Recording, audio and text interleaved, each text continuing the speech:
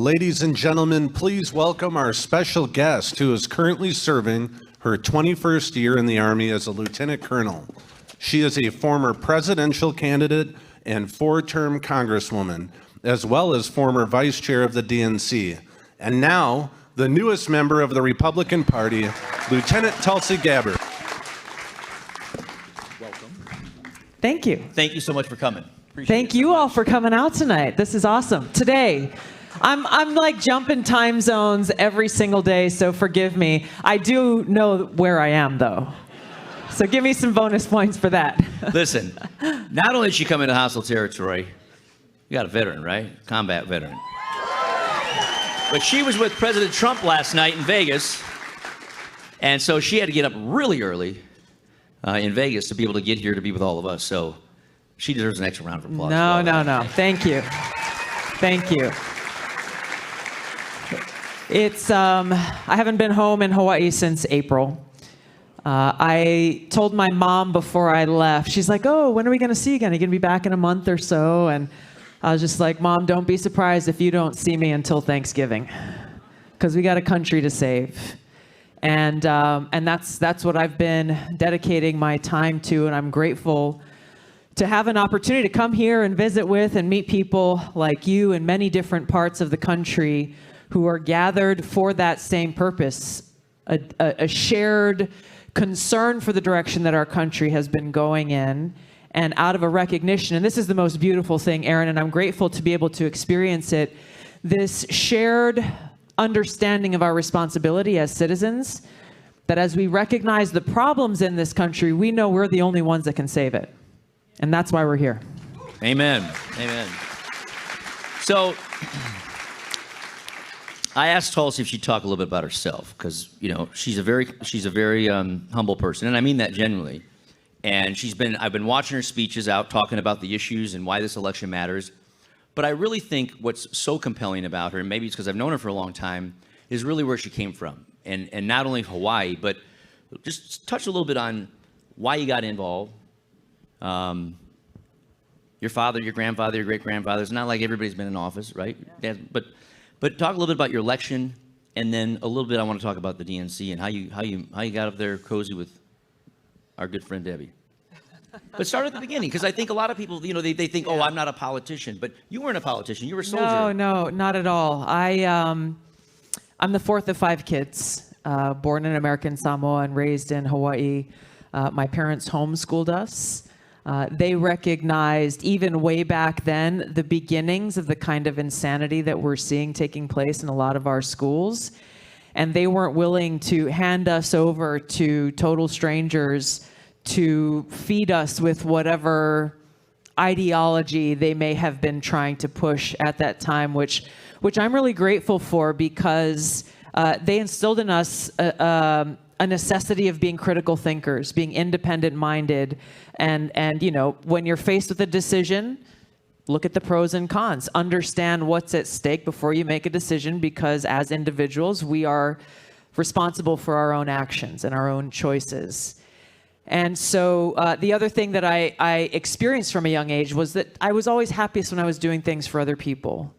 And I knew pretty early on that I wanted to choose a path of service with my life. And that first step for me was I ran for state house when I was 21 years old.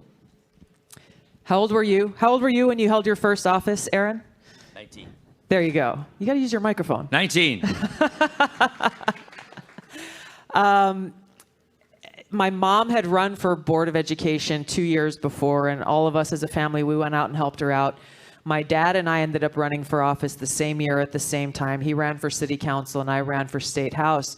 But it was a desire to do that, not because I wanted to start a political career. It was because I saw politicians in our state house in Hawaii who were so out of touch with what was actually going on in our communities, and who were more concerned about getting their checks from their lobbyist friends than they were about actually doing the work of the people.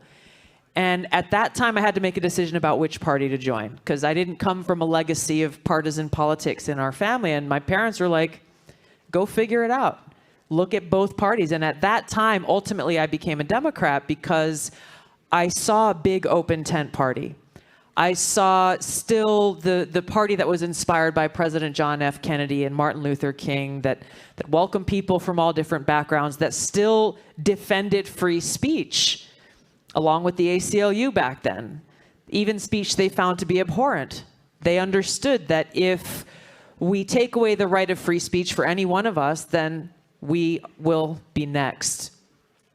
Fast forward to where we are today, and that video that you just saw and the announcement that I made the other day with President Trump is the Republican Party of today, largely because of the leadership of President Trump, has become more like the old Democrat Party. How many former Democrats do we have here? So you know what I'm talking about. How many open-minded Democrats do we have There you here? go. Questionable. To see how we have here such a clear choice in this election, and it doesn't give me any joy to say this, but how the Democrat Party of today, and I experienced this through my 8 years in Congress and being a vice chair of the Democratic National Committee, running for president on a Democratic primary, how those core principles and values that should be celebrated by every American, regardless of political party, in today's Democrat Party, they are being outright rejected. That, and I experienced this, that if you don't toe the line, then the powers that be in the party will do all that they can to destroy you. If you question their decisions or their actions, there's no space for dialogue.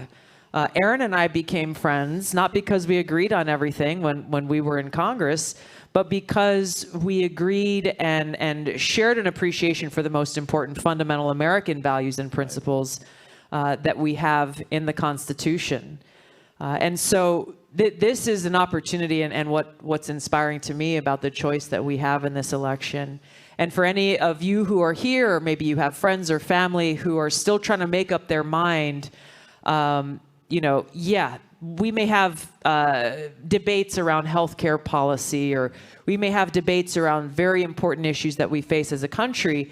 But really what we have here is a choice between Kamala Harris and Tim Walz and the Democrat elite, who are very vocal in saying that free speech is a privilege, not a right. And that if we dare to criticize our own government, like I and so many have been doing, in their failures in taking care of the people of Western North Carolina in the wake of Hurricane Helene, they use their platform of the presidency to say that we are the dangerous ones because we're criticizing their failure, and that we're the ones spreading misinformation, when I'm using my platform to share the stories of people who, as we sit here today, still have lost everything: no home, no car, no personal belongings, and they have yet to be reached by any government official at any level.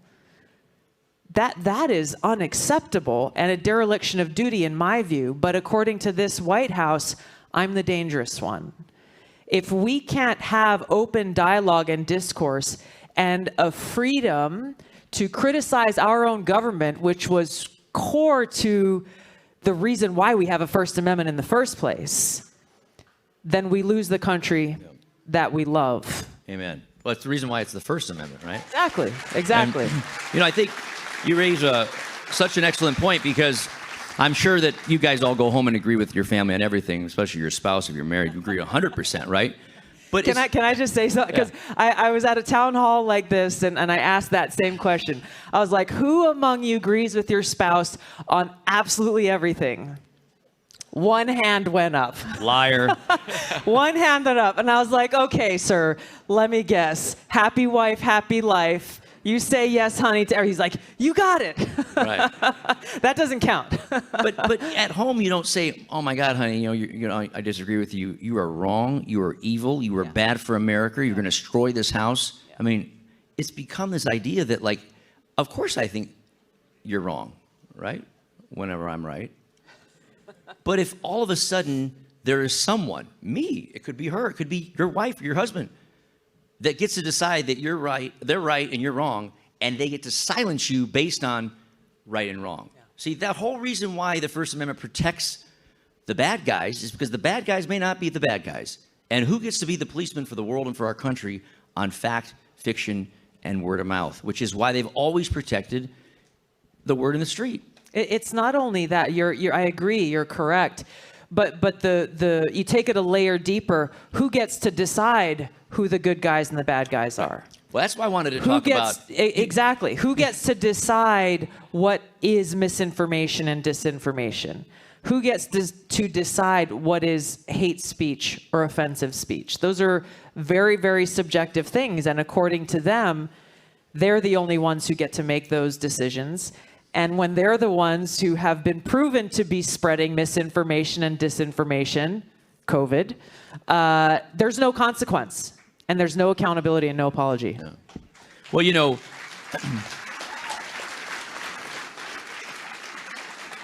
she's very good. She skipped over one of these tough questions, the dangerous questions. This really began, though, when they decided they didn't want the voters to have a voice. Yeah. And you were really the canary in the coal mine. That's when I was like, I knew she was good, but wow. Better watch your back. Talk about being vice chair. Yeah. You're in there rowing the boat. Yeah. And you realize, I don't like the direction we're going. Yeah. And it wasn't because they weren't right on the energy policy or the tax policy. It was these principles. Yeah. And I knew that. So just because I think that's what's the relevant point as we debate with our friends and our family and our neighbors about the election. Yeah. You can be a different person on tax and policy, energy policy. But this, I think, gets to the crux of what's at stake and why you've joined this effort. So can you talk just a little bit? I don't want you to name names, but what did you see that was so... All right.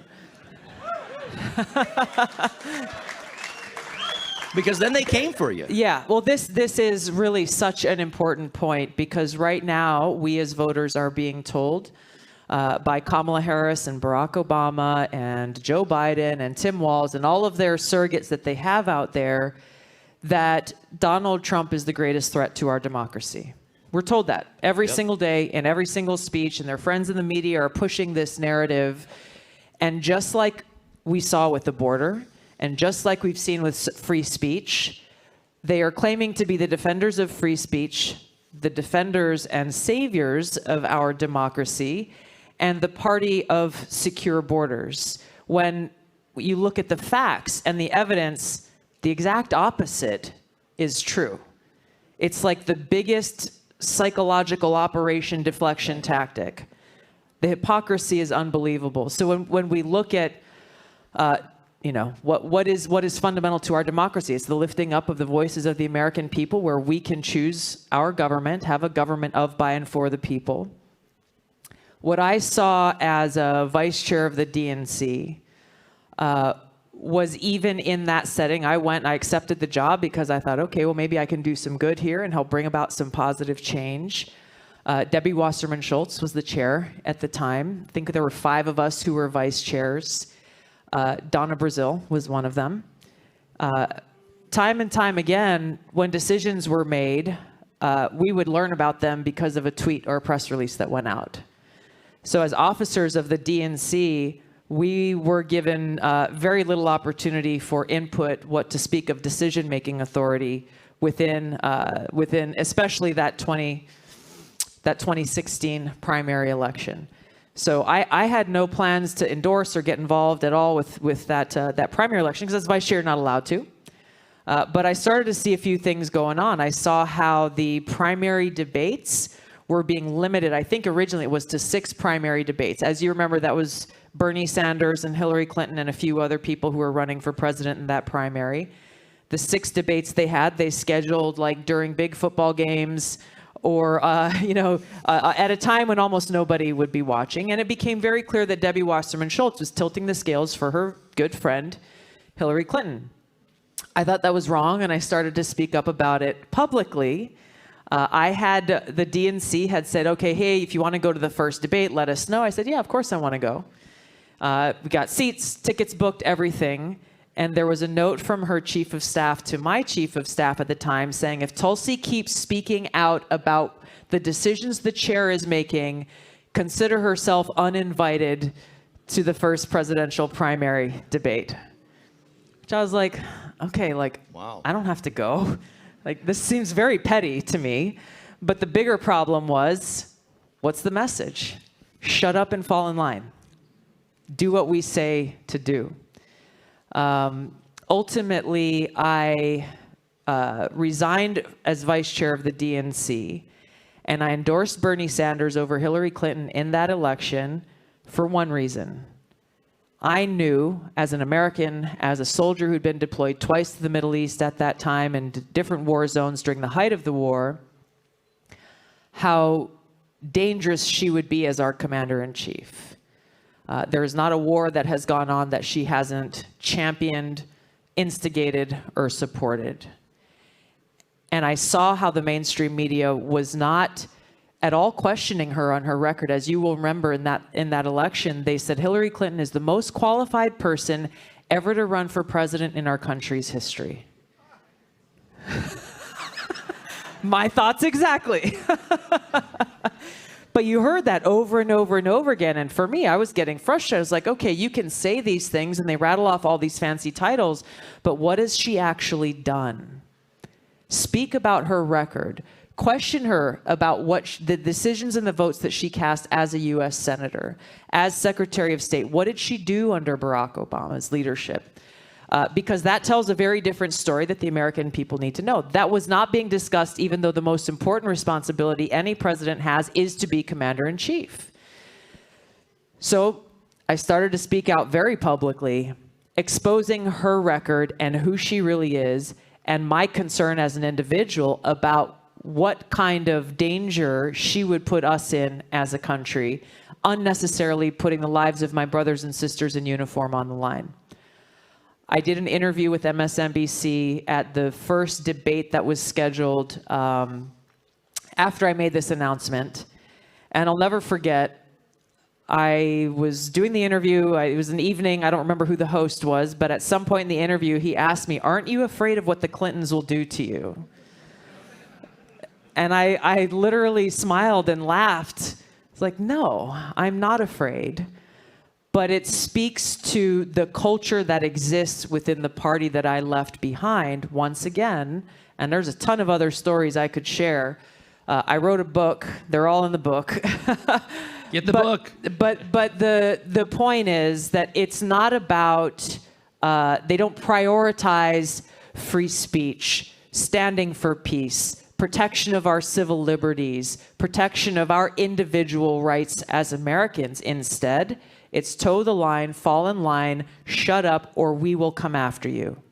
And she came after me, assuming that I would fall in line and shut up like so many others have.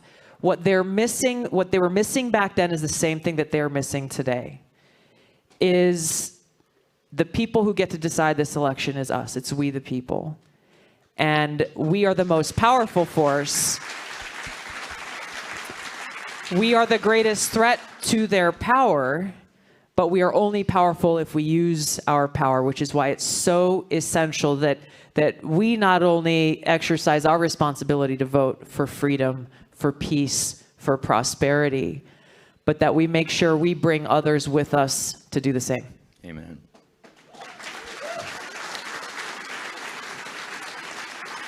I'm sorry, Aaron, I talk a lot. No.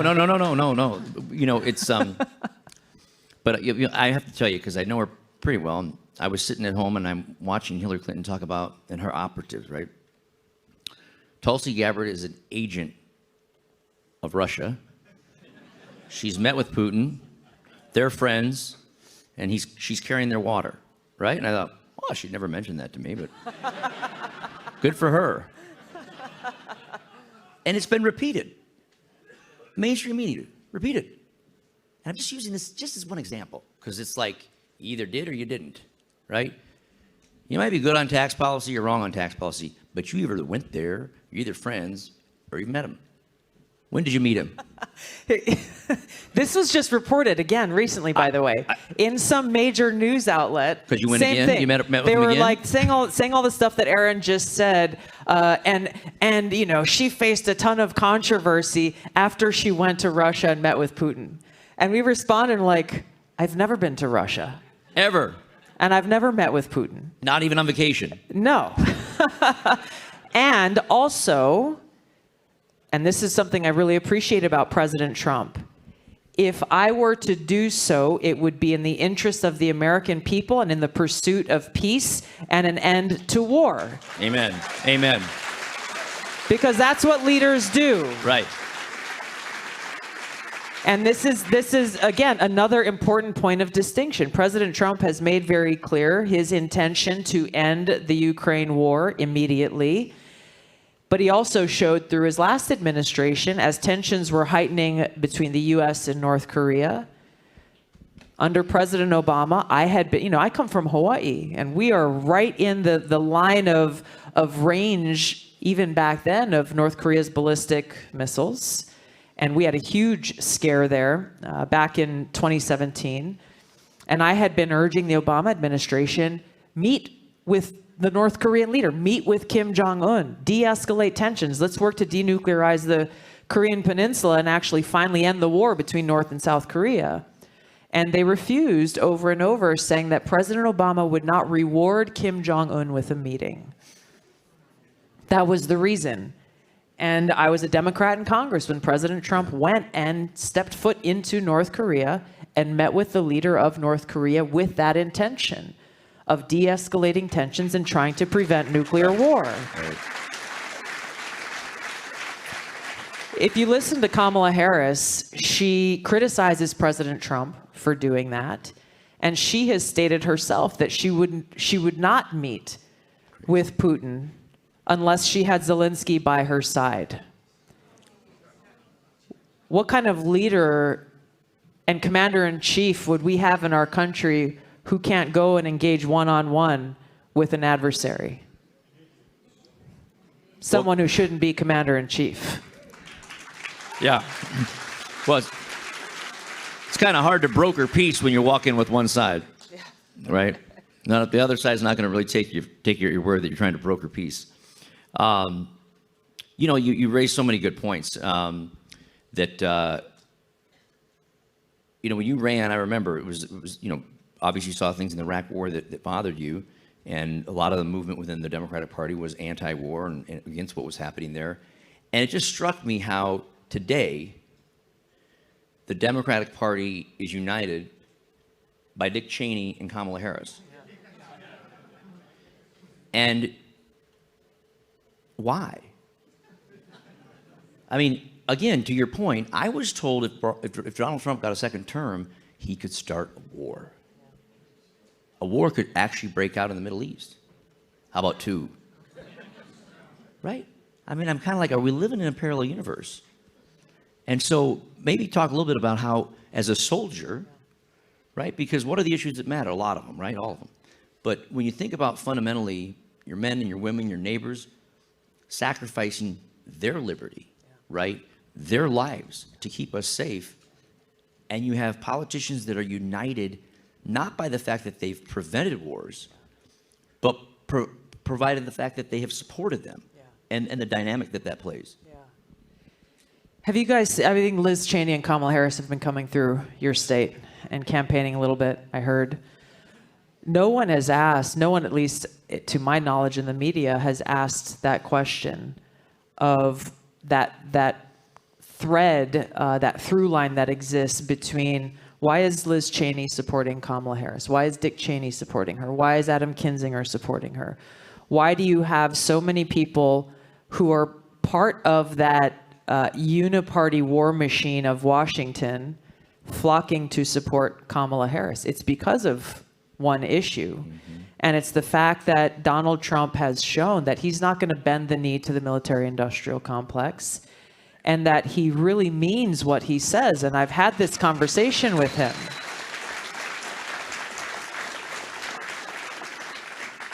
That he wants to end wars, not start them. So he is a great threat to an industry that is profiting tremendously from our country being in a constant state of war. It's outrageous on many levels, and I'll just mention a couple here, but when, again, you look at the people who are struggling in Western North Carolina right now because you don't have a government that is moving hell and high water to reach them, and literally save their lives. We have friends who are veterans out there volunteering to help them right now, who are telling us that they have families with children asking for help and medicine because their throats are burning from being forced to drink the contaminated lake water because they have no access to water.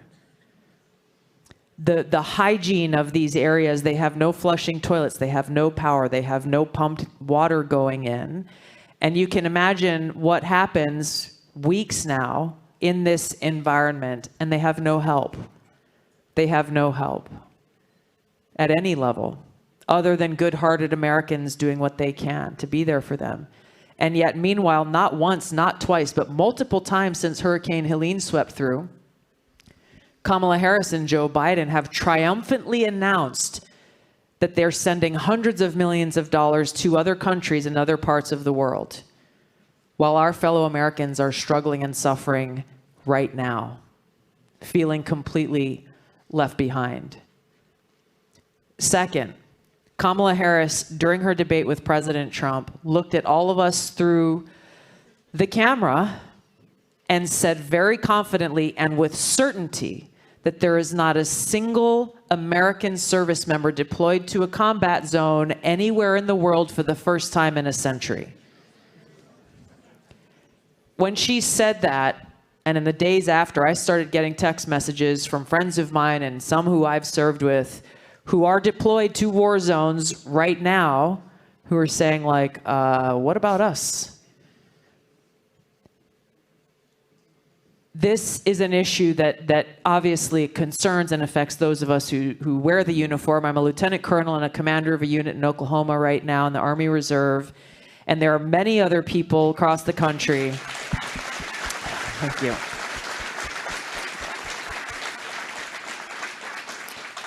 Who understand and have experienced the cost of war. I had a friend who lost both of his legs in combat, and he is now retired. But he sent me a text message that I thought kind of spelled it out, that when we volunteer to serve our country in uniform, we do so willing to lay our lives down to ensure the safety, security, and freedom of the American people. We view war as a last resort, not the first option.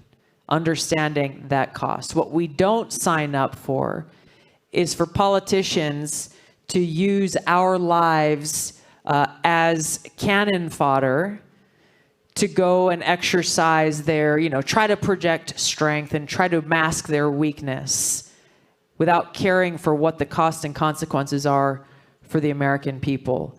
And that's where, with this election, there is such a clear contrast between an administration, and this is an awesome thing, is we actually have two records to compare between President Trump's first term in office and for 4 years and Kamala Harris's last 4 years in the White House, where she says she would not have done a single thing differently from Joe Biden, where she was the last person in the room, including the Situation Room, before every major decision was made, and a person that Joe Biden himself says he delegated all issues related to foreign and domestic policy to Kamala Harris.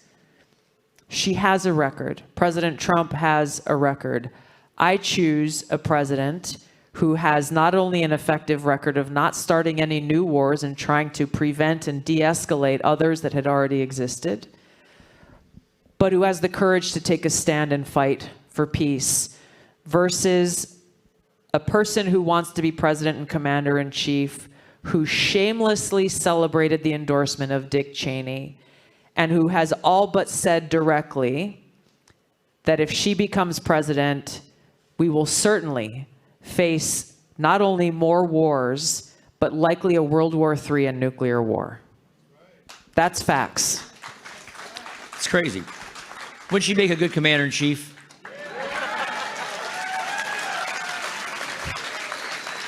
I know if I was serving in the military, I'd feel a lot better about someone who's served in the military to serve with. But, it's funny you talk about the record, because she was given all this, foreign, or all the domestic policy, but the one that he was straight up about was the border. Yeah. Kamala Harris is going to be my border czar. And again, you talk about those interviews. Imagine sitting down to talk about the border because you're in charge of it and you'd never been. I mean, I was like, oh my God, like that was almost like a setup. Talk to us a little bit about, obviously the border is one of the top issues. Just last night they said 54% of voters say the border is their number one issue. And I have some people say, well, why is the border that big of a deal? I know you're going to be able to answer this question, but it deals not only with illegals, but legals. First of all, if you know anybody who's got an H-1B guest worker program, you may be married a foreigner, or you got a family member that you're trying to bring in, people are calling. I have old constituents of mine calling, Congressman, shocked.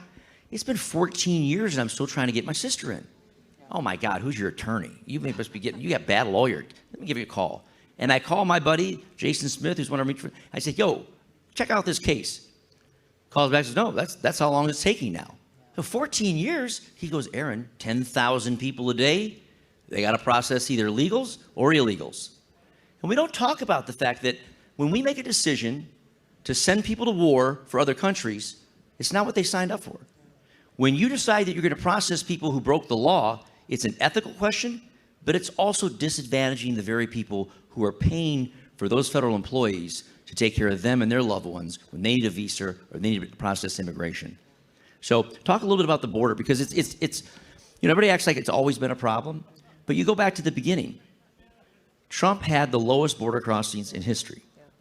And you go, do they really want to mess? People say it might be a conspiracy. Well, it's not a conspiracy, it's staring you in the face. And when the first thing they do is they rescind his orders, his executive orders that tighten down the crossings, why did they do that? And how would you fix it? I mean, what is the, because people will be critical of Trump's rhetoric, right? But sometimes first you got to tell people you don't want them to come to your house. Yeah. And that usually stops them from showing up, right? But he did negotiate, right? But the Democrats did stop him a lot on building the wall. So how did Kamala do, in your opinion? Why did they unwind the things that seem to be effective? I want to ask first, how many of you saw the Kamala Harris town hall on CNN? All right. Were you satisfied with her answer on the border? It was not surprising to see that she still refuses to answer those questions, but I was glad to see how much Anderson Cooper pressed her on it, which I think shows, again, what you're talking about. This is a top of mind issue for so many Americans for all of the reasons that you outlined, and we deserve answers. Either defend your record and say, here's why we did what we did, and unfortunately it didn't work out the way that we thought it would, or whatever. Just tell the truth. Tell the truth. But their record is so bad that she refuses to even answer the question, and of course blames Donald Trump on it. President Trump is accused of fear-mongering about the border. He's saying that these are all bad people or this or that. That number one, that's not true. He's telling the truth about of numbers I think the Department of Homeland Security themselves released of how many convicted murderers, how many convicted people have been convicted of sexual assault and so on from other countries have come in across the border. Those are facts. We've seen how that's had an impact on the safety and security of so many of our communities. I visited the border in California a few months ago with a friend of mine who was a Marine Special Operations veteran. And he's like, he's probably the poster child of what a lot of Democrats would call toxic masculinity. Meaning he's a tough guy and he likes to work out. And he's a guy when you walk down the street, be like, man, I don't want to mess with this guy. But very sweet and very kind and a heart for caring for others, finding ways to continue to serve even though he's laid down the uniform. He lives in San Diego, and so he was showing us around the border. There's a lot to say on this, but I was surprised. I thought that there would be a whole bunch of people illegally crossing the border and trying to evade Border Patrol agents, running away. It's not the case. It is a well-funded cartel, well-oiled machine where people are walking across the border and they know exactly where the pickup points are, and they sit there in a very organized and peaceful fashion, waiting to be picked up, because then they can go and get their little white sheet of paper that says that they have legal documentation, and get a plane ticket to fly anywhere in the country that they want to go to. And we went to multiple different places and saw people from all over the world gathered there. And I went and talked to a bunch of them. And I was like, well, what was your path here? Did you have many days of a long, arduous journey? And this guy's like, no, I came from Colombia. I flew into Tijuana. It took me about an hour to walk here, and I'm going to go and get processed, and I'll be on my way tomorrow. I said, okay, well, where are you going? He said, oh, I'm going to Utah. I was like, oh, have you been before? He said, yeah, many times. I said, what's in Utah? He's like, I got a girl there. There were a lot of different people with different versions of that same story. However, we also came upon groups of young men who were very, very clearly and visibly members of gangs. You can tell with the tattoos. We came across a group of guys who were from Venezuela. This one guy was completely tweaked out on drugs. Like physically completely tweaked out on drugs. My friend, who was a veteran, it was dusk and turning into darkness at this point. There were probably 200 illegal immigrants sitting in rows at this point, waiting for vans to come and pick them up. He got so emotional. He not only welled up with tears, I was concerned that he was ready to go and grab one of these gang members and duke it out and send this guy home. And the reason he didn't, but the reason why he got so emotional and what he said is something I'll never forget. He said, me and my brothers put our lives on the line overseas, and some of them were killed to try to prevent people who want to harm Americans from being able to do so. And yet as we stood there, these men want to come in and break our laws and harm Americans. What the hell did we do it for? Wow. Powerful. So powerful. And he's not alone. No. He is not alone in that feeling. Yeah. Well, it's true, and that's even more powerful than I was going to say, which is, why do we have a process for everybody else? I mean, they say, well, not everybody's rapists, not everybody's are murderers. How many do you want on the plane? How many do you want? I mean, what? Why do we require a background check when you apply to be a citizen? Why do we require a source of funds to make sure you pay taxes on that money before you bring it in? It's not drug money. I mean, why do we require people to come from any other country that can't walk or swim to go through a process if it really doesn't matter? So why do they allow it? I think it's a combination of many reasons. I think the biggest and overarching reason is they believe that, and I've heard some of our former colleagues in Congress actually say this to people in the media, that bring more and more illegal immigrants to my district because we need it for redistricting when the census comes around. Here's what I want to pose real quick, is I feel like they've traded the working class union jobs, okay, that have always been the heart of the base of the party, right? When I was running for state rep, I got a couple of the unions, but not all of them, because the Democrats protect the unions, right? And the Democrats were the ones fighting for a closed border, fighting for security, limit on visas to protect the American job. So they had because they recognize that if you allow open borders and illegal immigration, it drives down wages for everybody else. So it's they common make sense. a calculated decision that we're going to trade our political strength with working class Americans for the upside of flooding the border. Right. And this goes along with the fact that they don't support any kind of voter identification requirement to go in and cast your vote, and why in some cities and states we're seeing them pass laws that say if you are not a citizen of the United States, you can still go out and vote. Wild. How would you like someone else to be in control of your checkbook? I mean, it's just crazy. We're going to let other people decide it sounds more like slavery. It sounds more like a king, except you got beneficiaries. There is, though, also just a philosophical difference that if there are Democrats in Congress who will very outwardly say they don't believe in borders. Philosophically, ideologically, they don't believe in borders. They believe that anyone in the world who wants to come into America for any reason whatsoever should be allowed to do so, and that our government, we as taxpayers, should provide them with housing. We should provide them with food. We should provide them with the stipends for them to be able to live.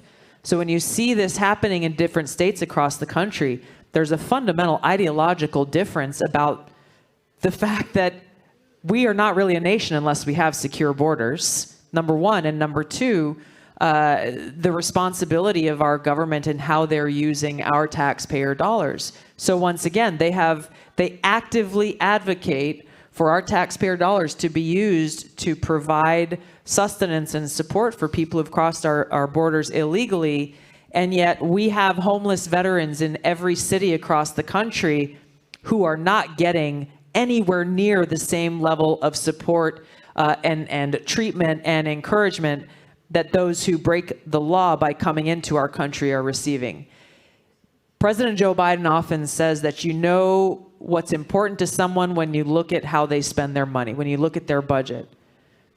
If anyone is undecided about how to vote in this election, look at how this administration is spending our money to know what they place as important. And when you examine that, we come last. Yeah. I think if there's a theme, it's almost a disrespect and almost a disdain for voters, for Americans. Yeah. I mean, it starts with not wanting an election. Pick Hillary, or Hillary. Who do you want? Yeah. Don't worry, we'll have a primary for president.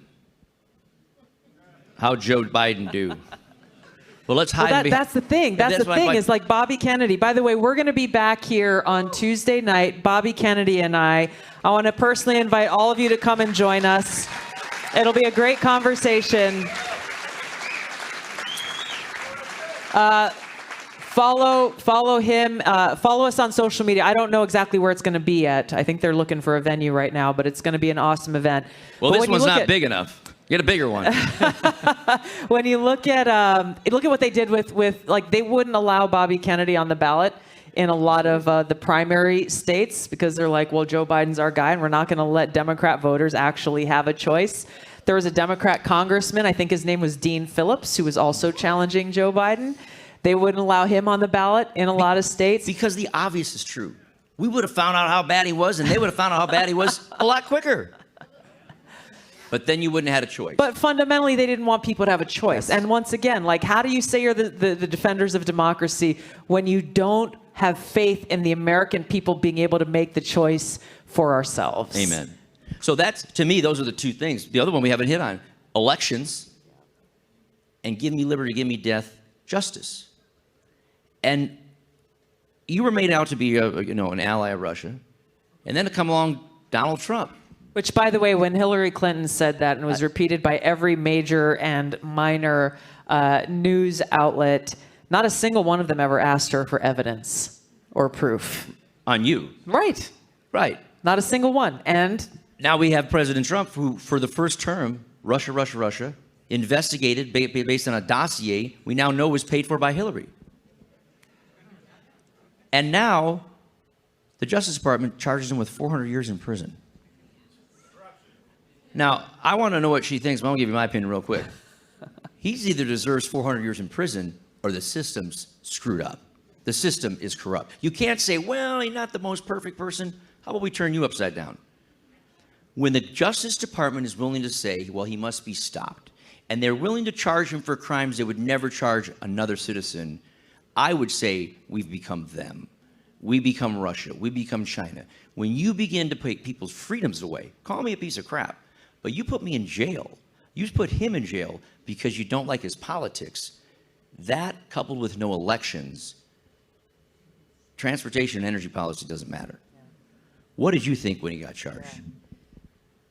When you look at the totality of what has gone on, as you said, going all the way back to 2016, throughout his first term in office, and then what has transpired since he announced he was going to be running for president again, any objective-minded person can see that this has never happened in our country's history before, ever. This is unprecedented weaponization of government agencies against the political candidate that the party in power saw as the greatest threat. But he's not alone. Bobby Kennedy has experienced this, and he'll talk about it more on Tuesday night when we're back here. I've experienced this in different ways. Most recently, when I spoke out about Kamala Harris, this was shortly after Joe Biden, or I think it was like the day after Joe Biden said, hey, I'm not going to run for president again, and I'm endorsing Kamala Harris to be the Democratic nominee. I did an interview with Laura Ingraham on Fox News, and I talked about some of what we're talking about here tonight, and how all the way back in 2019, I was warning the American people about how dangerous she would be as commander-in-chief because she would try to use our military to mask her insecurity and weakness and project strength. The very next day, I was added to a little-known domestic secret terror watch list called Quiet Skies. And I didn't know about it immediately, but I saw the very next day as I was traveling, and I'm on a plane every day or every other day of the week, so I go through airports and TSA all the time. And every flight that I went on for the next 9-10 flights, I went through the most in-depth screening I've ever experienced. And I knew that I was going to have to go through it because I couldn't check in online. And I went to the gate agent to get a boarding pass. I got the Quad S stamp on my boarding pass, and would spend an hour. They would shut down an entire lane of TSA. Once I got there to give them my ID, I was like, by the third or fourth time, I'm like, yes, I'm Quad S. Call the supervisor over, shut down an entire lane, and just for me to go through. And go, literally, I had, I travel with carry-ons, so I have jackets and blazers and pants. They would go and squeeze every inch of my clothing, every piece that is in my carry-on luggage, unzip the lining of my carry-on rollerboard, and touch every single piece of that rollerboard underneath the zipped liner. I found out probably about a week after this began, when federal air marshal whistleblowers came forward and said publicly and presented evidence showing that I had been added to this secret domestic terror watch list and that I had an operational targeting package that was placed on me. It was very, very clear that I talked to a TSA supervisor. I'm like, what's going on? And he's like, he had no idea, I'm involved with politics or anything. He just had my military ID card. He's like, why are you getting this treatment? I said, you tell me. He's like, you're in the military. This happens sometimes with other people, but you're in the military. There's no way that this should be happening. The point is, what do you hear coming from Hillary Clinton right now? What do you hear coming from Barack Obama and Kamala Harris? That Donald Trump is a fascist, he is a dictator, he is a modern-day Hitler, and he will weaponize our government against his political opponents. Another example of their extreme distraction and deflection, because as they are saying these words, they are doing the very same thing against people like Donald Trump, Bobby Kennedy, and I, but it's also happening to a lot of Americans whose names you will never see in the news, but who are exercising our First Amendment right and being retaliated against because of it.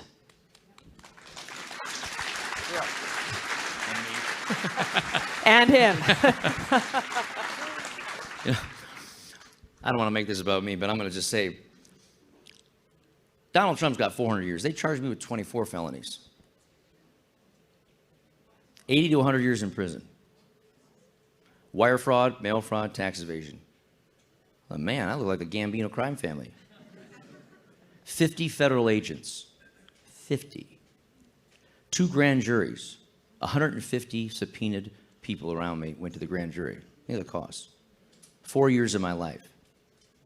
First prosecutor was caught lying to the judge, thrown off the case. He's still employed by this Justice Department. First judge, removed from the case when it was discovered she was planning to run against me for Congress. Still a federal judge. Second federal prosecutor, caught violating my constitutional rights 11 times on 10 different days. Thrown off the case. Second federal judge, found having ex parte communication, where that means he's talking as a former prosecutor, now the judge, to the prosecuting office about my case. Thrown off the case. If you think this is the beginning of a funny joke, it's not. It was my life. And I kept looking at my attorney and looking around going, what the? Like, what? If I lied to the judge, you know where I'd go. 3 federal prosecutors, 3 federal judges. And their final offer was, how about just a misdemeanor? I said, a misdemeanor? And my attorney says, I know I'd tell you never to agree to anything you didn't do, but you need to think about this. Of course, I didn't sleep, and I called up the next day and I said, you know what? They've already showed their hand. If they lose, they got a little egg on their face to move on. If I lose, I go to prison.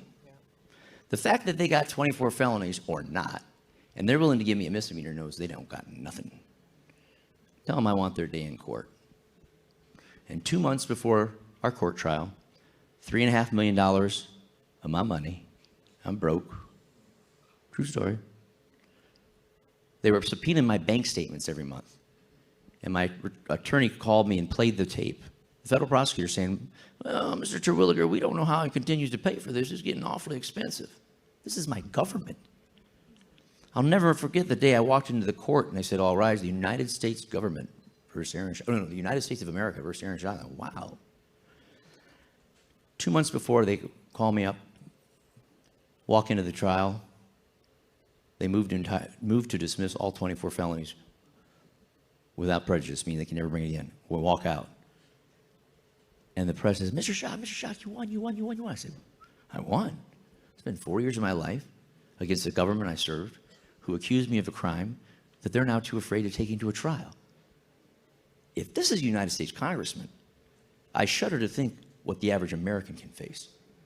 And when 99% of the people are convicted or plead, the system is messed up. Because until you're that guy, you think they're all good. You think they're all about truth. But when you become that guy, the weight of the federal government against you is suffocating the most. And it's why we need Donald Trump. Because I know now, having gone through what I went, that we now have the chance, with a man who's faced the same rifle as me and Tulsi and so many others in America, to fix this broken system.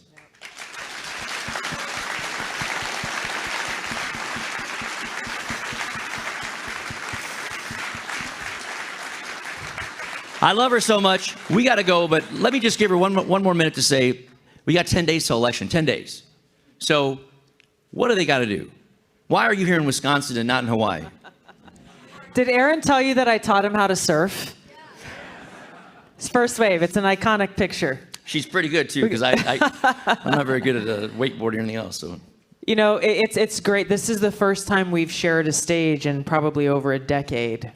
But it is kind of emblematic, I think, of the opportunity that we have in this election that's coming up, where you can have two different people who grew up in very different places, very different backgrounds, who grew up with a very different maybe view on the world, but who are coming together because of what's at stake, because of what we've talked about, and the recognition that we can't allow ourselves to be weighed down by the powers that be who are doing all they can to stop the American people from exercising our voices, but instead really to be energized and to see this as the amazing opportunity that it is.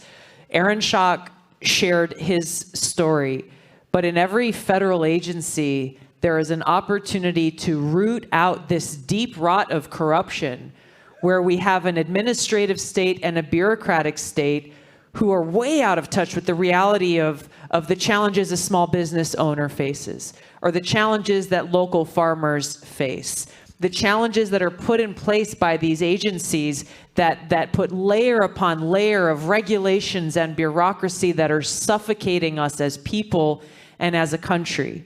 And not only in President Trump, but with the team that he is assembling, we have the opportunity to go in there, to root out that corruption, to take Elon Musk in his DOGE, his Department of Government Efficiency, and not just trim the fat. Yeah.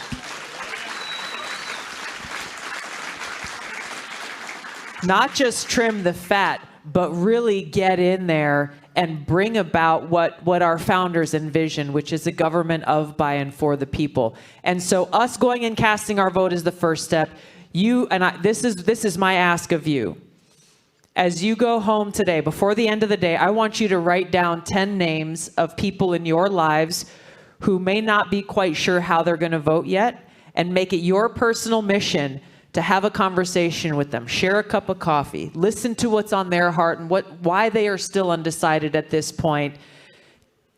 Make the pitch for why President Trump is the candidate for freedom, peace, and prosperity, and then make sure they actually go out and cast their votes.